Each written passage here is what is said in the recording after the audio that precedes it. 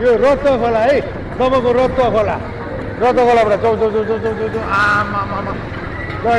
हेर्नुहोस् है यहाँ मैले एक साइडबाट मात्रै अर्को साइड निकाल्नै पाएको छैन अर्को साइडमा के छ भनेर तपाईँले अहिले सरप्राइज हुन सक्नुहुन्छ यो पब्लिक यतापट्टि हिँडेको कति हो यो मेन गेट है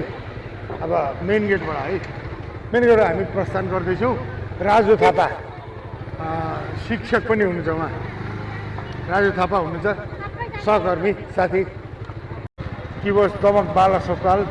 यो सँगै जोडिएको छ यो तपाईँको रतुवा खोला यो रेड क्रसको भवन हो यो सँगै जोडिएको छ यो ल वाउ ल हेर्नुहोस् कस्तो बवाल बनेको छ गेटहरू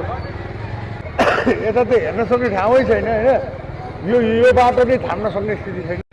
बाफरे ल हेर्नु त यो यो यो हामी डिल है यो अगाडिपट्टि विभिन्न किसिमका सांस्कृतिक झाँकीहरू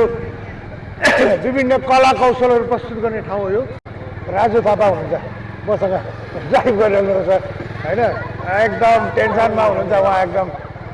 अप्ठ्यारो स्थितिमा होइन तैपनि उहाँले ड्राइभ गरिरहेको अझै नजिकबाट तपाईँहरूसँग साक्षात्कार गर्ने उद्देश्य हो यो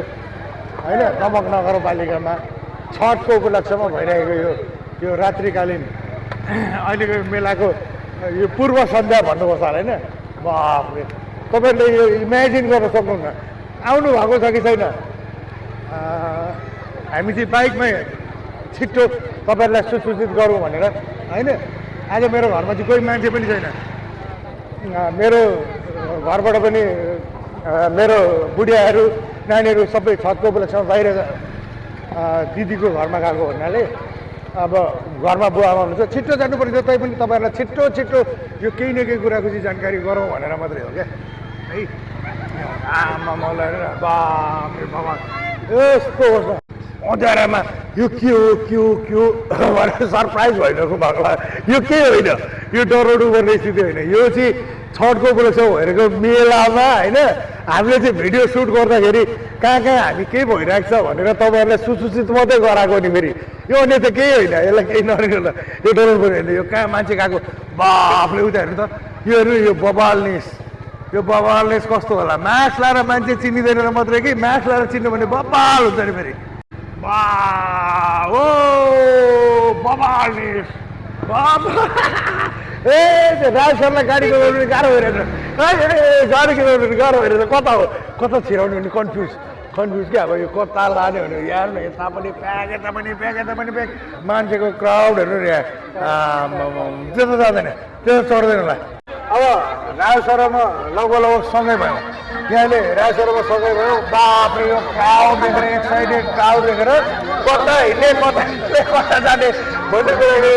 आन्दोलन छैन अब यो आन्दोलनभन्दा बाहिर गएर हामी एकछिन काम गरिरहेको छौँ ल यो क्राउडको बिचमा यो दक्षिणपट्टिको भूभाग हो राज सरले कभर गरेको यो दक्षिणपट्टिको भूभाग हो र यो रत्न खोलाको मैले चाहिँ कभर गरेको यो चाहिँ उत्तरपट्टिको भाग हो यो उत्तरपट्टिको भागमा चाहिँ मैले अहिले कभर गरेर तपाईँहरूलाई मैले देखाइरहेको छु बब्बाल हेर्नु त बब्बाल कस्तो बवाल भइरहेको होला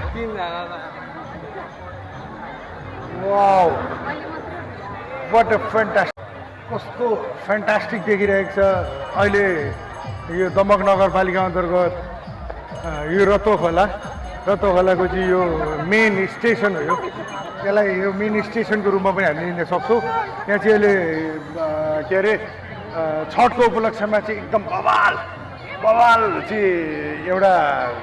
दृश्यहरू तपाईँ हामी देख्न सक्छौँ राज सर एकदम एक्साइटेड अघि हुनुहुन्थ्यो अहिले राज सर स्याड हुनुहुन्छ वाट्स द रिजन के हो राज सर यो किन स्याड भयो जस्तो फिल भइरहेको छ नि किन हो होइन त्यस्तो स्याड भएको छैन जे होस् अब हाम्रो नेपालीहरूको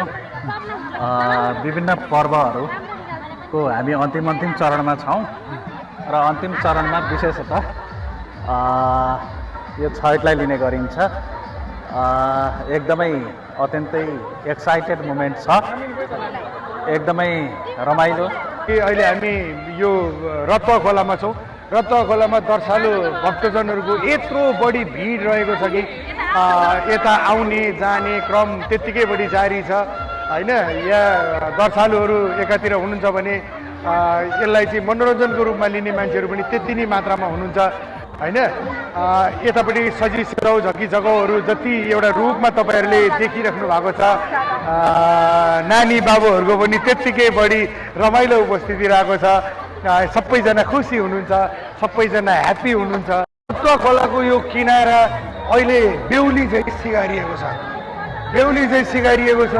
तपाईँ दायाँ बायाँ यताउता जतासुकै हेर्नुहोस् होइन, दर्शनार्थीहरूको घुइँचो छ,